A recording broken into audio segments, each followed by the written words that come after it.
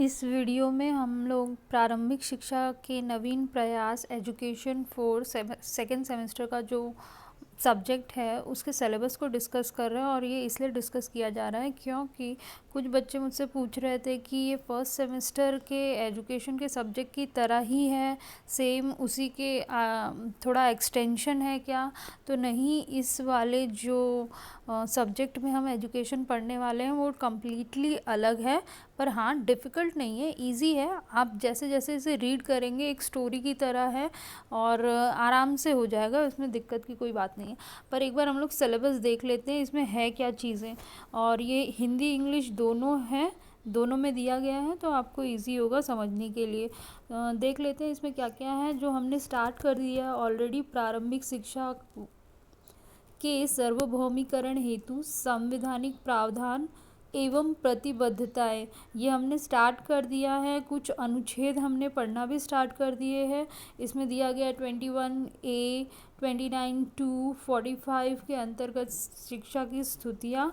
तो हमने ये ऑलमोस्ट कंप्लीट कर लिया है फर्स्ट पॉइंट। और नेक्स्ट है बच्चों के अधिकार या बाल अधिकार के बारे में हम पढ़ेंगे, और हमने ये भी स्टार्ट कर दिया है। नेक्स्ट टॉपिक होगा हमारा फर्स्ट यूनिट का निशुल्क एवं अनिवार्य बाल शिक्षा अधिकार अधिनियम 2009 या फिर राइट टू एजुकेशन 2009 के बारे में पढ़ा जाएगा। ये कब आया, इसने क्या किया, कैसे सारी बातें हुई। तो हम ज़्यादातर जो गवर्नमेंट के द्वारा जो पॉलिसीज़ बनाई गई हैं शिक्षा के क्षेत्र में, उसके बारे में ही हम पूरा सेकेंड सेमेस्टर या फिर एजुकेशन 4 में पढ़ने वाले हैं।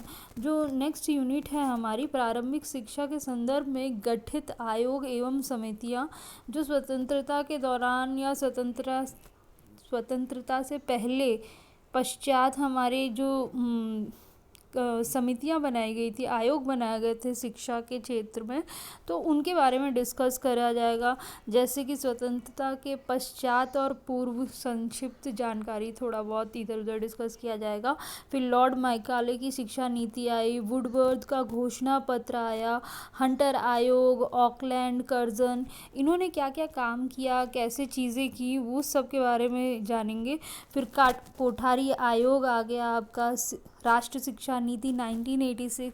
ये एक रेवोल्यूशन था एजुकेशन के क्षेत्र में, हमने एक कदम उठाया था और इसमें बहुत सारी पॉलिसीज़ बनी थी और बहुत सारा काम किया गया था शिक्षा के क्षेत्र में। उसके बाद यशपाल समिति आई, इन्होंने भी बहुत काम किया। जो भी कमियां थी अभी तक, जो शॉर्टकमिंग थी शिक्षा के क्षेत्र में, उसे दूर करने की कोशिश की और डिटेल एनालिसिस, मतलब शिक्षा में जो चल रहा था उसके बारे में बातचीत इन्होंने की कि ये कमियां हैं और इन्हें दूर करने के कुछ बहुत सारे उपाय इन्होंने बताए।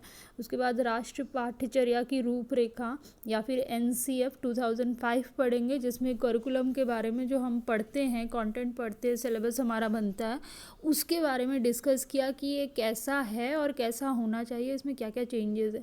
नेक्स्ट हमारा है शिक्षक शिक्षा हेतु राष्ट्रीय पाठ्यचर्या की रूपरेखा 2009, national curriculum framework for teachers education 2009। इसमें हमें बात की गई है कि टीचर्स एजुकेशन कैसा होना चाहिए। जैसे कि जो हम M.Ed B.Ed का सिलेबस होता है, DLED का, ये सब कौन पढ़ता है? जो भावी टीचर हैं, जो टीचर बनने वाले हैं, तो उनका सिलेबस कैसा होना चाहिए, उनको क्या पढ़ाना चाहिए, कितना थियोरी होना चाहिए, कितना प्रैक्टिकल होना चाहिए, उस सब के बारे में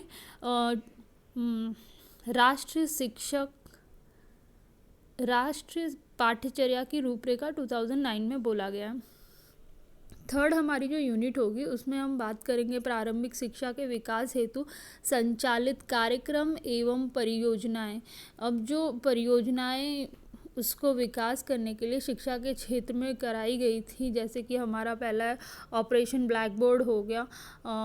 ऑपरेशन ब्लैक बोर्ड परियोजना बनाई गई थी और इसमें क्या क्या कदम उठाए गए थे कि शिक्षा और बेहतर हो सके। ज़्यादातर ये जो ऑपरेशन ब्लैक बोर्ड है, इसने काम किया था प्राथमिक विद्यालयों के लिए, काम किया था कि और बेहतर हो सके।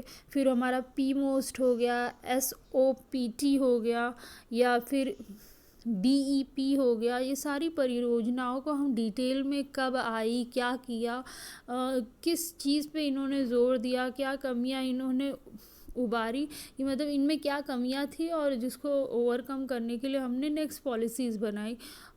फिर आया हमारा विद्यालय शिक्षा कार्यक्रम हो गया, संपूर्ण साक्षरता अभियान हो गया, सर्व शिक्षा अभियान हो गया। इन सब के बारे में हम डिटेल में पढ़ेंगे। स्कूल चलो अभियान, कस्तूरबा गांधी आवासीय बालिका विद्यालय योजना, ECCE कार्यक्रम, राष्ट्रीय बाल श्रम परियोजना, मिड डे मील या फिर मध्य भोजन, मध्यांक भोजन हो गया, छात्रवृत्ति वितरण या अन्य प्रोत्साहन योजनाएं, जैसे कि हम सब स्कॉलरशिप देते हैं कि स्कूल में बच्चे आए पढ़े, पैसे की चिंता ना करें। तो वो योजनाएं बनाई गई कि बच्चे ज़्यादा से ज़्यादा कैसे स्कूल में बटोरे जाएं, तो वो स्कीम्स के बारे में हम पढ़ेंगे।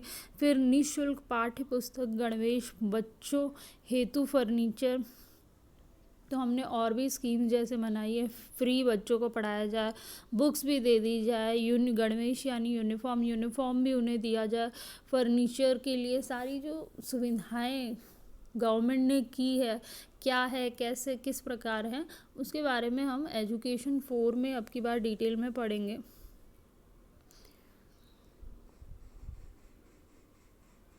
और यही सिलेबस इंग्लिश में भी दिया गया है, तो आप इसे देख सकते हैं।